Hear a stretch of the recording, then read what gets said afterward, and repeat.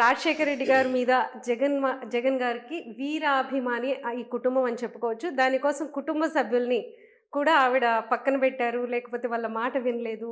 కేవలం ఈ పార్టీలో ఉండడం కోసమే అని అంటారు. నిజమేనా అది? కొన్ని సందర్భాలు అలా జరిగినాయి.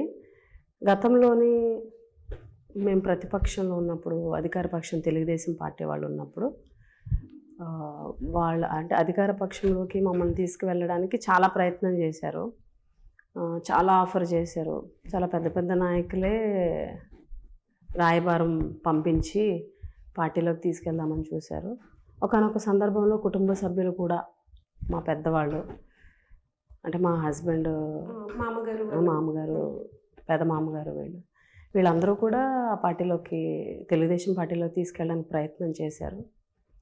మా మామయ్య గారిని కూడా తెలుగుదేశం పార్టీలోకి తీసుకెళ్ళిపోయారు. ఆయన వెళ్ళడం జరిగింది. తర్వాత మమ్మల్ని ప్రెజర్ పెట్టడం స్టార్ట్ చేశారు. అంతేనా, కుటుంబ పెద్దలు కదా. సాహసం రాము అని కుటుంబ సభ్యుల్ని కూడా పక్కన పెట్టే అంత సాహసం ఏంటి మీ ఇద్దరికి, మీకు మీ హస్బెండ్కి? అంటే కుటుంబ సభ్యులను పక్కన పెట్టడం కాదు కానండి, మేము విధేయత అన్నది పార్టీకి చూపించాలనుకున్నాము.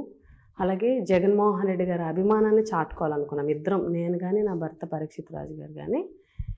ఎప్పుడైనా సరే పొలిటికల్గా చిన్నవాళ్ళం, ఇప్పుడిప్పుడే స్టెప్ బై స్టెప్ పైకి వస్తున్నప్పుడు మన క్యారెక్టర్ అనేది ప్రొజెక్ట్ అవుతుంది ప్రజలకు కానీ, ఎవరికైనా రాజకీయంగా కానీ. సో ఇప్పుడు ఇంత స్టార్టింగ్ స్టేజ్లో రాంగ్ స్టెప్ వేయకూడదు. అయినా పాలిటిక్స్లో మా ఇద్దరిది ఒకటే సిద్ధాంతం. ఒక పార్టీని నమ్ముకున్నాం, చివరి వరకు ఆ పార్టీ. ఒక నాయకుడు నమ్ముకున్నాం, తుది శ్వాస వరకు ఆ నాయకుడే మా నాయకుడు అనేది ఇద్దరం ఫిక్స్ అయ్యాం. రేపు పదవులు రాకపోవడము, లేకపోతే ఇంకొకటి మీకు ఆ ప్రాధాన్యత తగ్గడము, ఇలాంటి పరిస్థితులు ఎదురైనప్పుడు చాలామంది ఇప్పుడు జంప్ అయ్యారు కదా, అలాంటి పరిస్థితులు మీ దగ్గర అయితే రావంటారు? ఖచ్చితంగా రావండి. మేమిద్దరం డిసైడ్ అయిపోయాం, తుది శ్వాస వరకు మా నాయకుడు జగన్మోహన్ రెడ్డి గారే, అయితే ఆ పార్టీలో ఉంటాం చివరి వరకు. ప్రాణం పోయే వరకు జగన్మోహన్ రెడ్డి గారు వెంట నడుస్తాం. అంటే తుది శ్వాస అంటే నాకు కూడా ఒకటికి వస్తుంది. లాస్ట్ టైం మీరు చాలా అంటే ప్రాణాల మీదకి తెచ్చుకున్నారు ఎలక్షన్ది. సో మిమ్మల్ని చంపడానికి ప్రయత్నించారని అన్నారు. ఆ సిచ్యువేషన్ ఏంటి అసలు? 2019 కరెక్ట్గా ఎలక్షన్ రోజు అక్కడ రిగ్గింగ్ జరుగుతుందని వెళ్ళడం జరిగింది.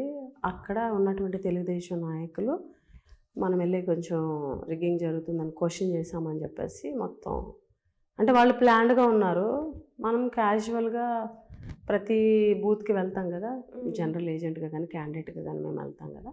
వెళ్ళినప్పుడు వాళ్ళు ప్రీ ప్లాన్డ్గా ఉండి మా మీద అటాక్ చేసి ఒక రూమ్లో పెట్టి మొత్తం ఊళ్ళో అందరినీ రెచ్చగొట్టి, వాళ్ళని మేమేదో కొట్టామని రెచ్చగొట్టి అబద్ధ ప్రచారం చేసి ఫుల్ ఫ్లెడ్జ్డ్గా ఆయుధాలు, కత్తులు, రాళ్ళు, అంటే ఆ రోజు డోర్స్ కనుక ఇదైతే చంపేస్తారేమో అంత అగ్రెసివ్గా ప్రీ ప్లాన్డ్గా చేశారు. సో దేవుడి దయ వల్ల ఆ రోజు బయటపడ్డాం. అదే పరీక్షిత్ గారు కూడా ఒకసారి మాట్లాడుతూ ఈ విషయం గురించే, ప్రాణాలతో ఉండే వాళ్ళం కాదు, కనీసం నా భార్యనైనా బయటికి పంపించండి అని చెప్పి అన్నారని తెలియదు. ఆయన చాలా ఎమోషనల్ అయ్యారు ఆ రోజు. అంటే నేను కొంచెం ప్యానిక్, కళ్ళు తిరిగి పడ్డాను లోపల. అంటే ఆ సిచ్యువేషన్ అంతా నాకేం అర్థం కాలేదు, ఏం జరుగుతుందో భయం అనిపించింది కొంచెం. ఆ టైంలో ఆయన కొంచెం ఎమోషనల్ అయ్యి ఆ మాట అనటం అయితే వాస్తవం. ఎలా బయటపడ్డామో తెలియదు. వాస్తవానికైతే అప్పుడు పోలీసులు బాగా సేవ్ చేశారని అనుకోవాలి. ఈ 5 సంవత్సరాల్లో అభివృద్ధి ఆగిపోయింది, అరాచకం, అసలు దోపిడీ, లేకపోతే విధ్వంసం ఈ రాష్ట్రంలో వెళ్తుందని చెప్పేసి మోడీ గారి సభలో కూడా జగన్మోహన్ రెడ్డి ఇలా చేస్తున్నాడు అని చెప్పేసి పవన్ కళ్యాణ్ కానీ లేకపోతే చంద్రబాబు నాయుడు గారు నిన్ను ప్రస్తావించారు. సో ఏమంటారు, అంతటి విధ్వంసాలు ఏంటి? చాలా అంటే పెద్ద పదాలు ఆ విధ్వంసాలు, అరాచకాలు. జగన్మోహన్ రెడ్డి గారిని, అంటే జగన్మోహన్ రెడ్డి గారి ప్రభుత్వం అరాచక పాలన పరిపాలిస్తుంది అనేటువంటి ఒక భ్రమని కల్పించాలన్నది వాళ్ళ మెయిన్ ఎజెండా. ఎందుకంటే ఈ రాష్ట్రంలోని మీకు విధ్వంసం అనేది ఎప్పుడు వస్తుందండి?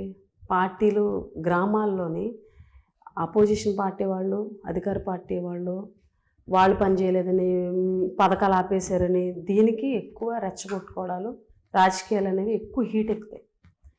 లేకపోతే పోలీస్ వ్యవస్థను ఉపయోగించుకొని అపోజిషన్ వాళ్ళని ఇబ్బంది పెట్టినప్పుడు ఇవన్నీ జరుగుతాయి. జగన్మోహన్ రెడ్డి గారి ప్రభుత్వంలో గ్రామ స్థాయిలో ఎక్కడ కూడా మీకు పొలిటికల్ ఇష్యూ లేదు. ఎందుకనంటే పార్టీలకు అతీతంగా పథకాలు ఇస్తున్నాం. వాస్తవం చెప్పుకోవాలంటే వైఎస్ఆర్ కాంగ్రెస్ పార్టీ కన్నా తెలుగుదేశం పార్టీ నాయకులకి వాళ్ళ ఫ్యామిలీస్కి ఎక్కువ లబ్ధి చేకూరింది. మీకు అలాంటప్పుడు పొలిటికల్ తగులు ఎలా వస్తాయి? ఇప్పుడు పోలీసు వ్యవస్థను అడ్డు పెట్టుకొని ఎదుటి వాళ్ళని ఇది చేసాము అని అన్నది వాళ్ళ ఆరోపణ. అది తప్పు. ఈ రాష్ట్రంలో శాంతి భద్రతలను పరిరక్షించడంలో కానీ రాజకీయ వ్యవస్థని పరిరక్షించడంలో కానీ జగన్మోహన్ రెడ్డి గారు చాలా అంటే ఎక్స్పీరియన్స్ ఉందని చంద్రబాబు నాయుడు గారు చెప్తారు, కానీ వాళ్ళకన్నా ఎక్కువ అనుభవంతో జగన్మోహన్ రెడ్డి గారు ఈ రాష్ట్రాన్ని పరిపాలిస్తున్నారు. ఇది కేవలం social media, Telugu Desam party social media సృష్టి. చంద్రబాబు నాయుడు గారు, పవన్ కళ్యాణ్ గారు బలవంతంగా ప్రజలకి ఏదో ఎక్కించాలని చెప్పి మీకు ఎగ్జాంపుల్ చెప్తున్నాను చూడండి. వాలంటీర్ వ్యవస్థ గురించి చంద్రబాబు నాయుడు గారు ఎన్ని విమర్శలు చేశారు. పవన్ కళ్యాణ్ గారు అయితే ఇంకా దారుణమైనటువంటి నిందలు వేశారు వాలంటీర్ వ్యవస్థ మీద. వాళ్ళు ఏదో డేటా ఇది చేస్తున్నారు అది అని. ఈరోజు అదే వాలంటీర్ వ్యవస్థని చంద్రబాబు నాయుడు గారు కానీ పవన్ కళ్యాణ్ గారు కానీ మేము కంటిన్యూ చేస్తాము వస్తే అంటున్నారు. అంటే దాని అర్థం ఏంటండి? వాలంటీర్ వ్యవస్థని కంటిన్యూ చేస్తామంటున్నారంటే ఆ వ్యవస్థ బాగా పనిచేస్తుందనే కదా. ఆ వ్యవస్థ ప్రజలకు అవసరం. ఆ వ్యవస్థ మీ పార్టీకి పనిచేస్తుందని జనం కన్నా కూడా, సో రేపు వాళ్ళ పార్టీకి కూడా పనిచేస్తుందని అనుకుంటున్నట్టు. వాలంటీర్ వ్యవస్థ అనేది ప్రజలకు మంచి చేయడానికి పనిచేస్తుంది. ఈ రాష్ట్రంలోని ప్రభుత్వ పాలనని ప్రజలకు అతి చేరువలోకి తీసుకువెళ్ళడానికి పనిచేస్తుంది. మా పార్టీకి పనిచేస్తుందంటే మా పార్టీకి పథకాలు రావాలి కదా. వాలంటీర్ వ్యవస్థ అన్నది ఈరోజు అపోజిషన్ పార్టీ వాళ్ళకు కూడా పథకాలు ఇస్తున్నాము, వీళ్ళే ఇంటికి వెళ్ళి నమోదు చేస్తున్నారు, వీళ్ళే ఇంటికి వెళ్ళి పెన్షన్ ఇస్తున్నారు. వాలంటీర్ వ్యవస్థ ఇన్ని రోజులు వాలంటీర్ వ్యవస్థ అనేది దుర్మార్గమైనటువంటి వ్యవస్థ. వీళ్ళు అలా చేస్తున్నారు, ఇలా చేస్తున్నారు, ఇంట్లో ఆడవాళ్ళు ఏం టైంలో వెళ్తున్నారు, ఇవన్నీ నిందలు వేశారు వీళ్ళిద్దరూ. ఈరోజు కంటిన్యూ చేస్తామంటున్నారు అని అంటే ఈ వ్యవస్థ పనితీరు ప్రజల గుండెల్లో నిలిచిపోయింది. సో ఈరోజు ప్రజలు అనేవాళ్ళు వాలంటీర్ వ్యవస్థని ఆదరిస్తున్నారు, గౌరవిస్తున్నారు.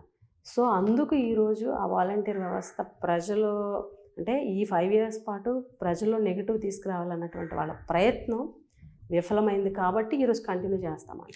పవన్ కళ్యాణ్ గారు చేసినటువంటి విమర్శలు అన్నీ కూడా అవాస్తవం.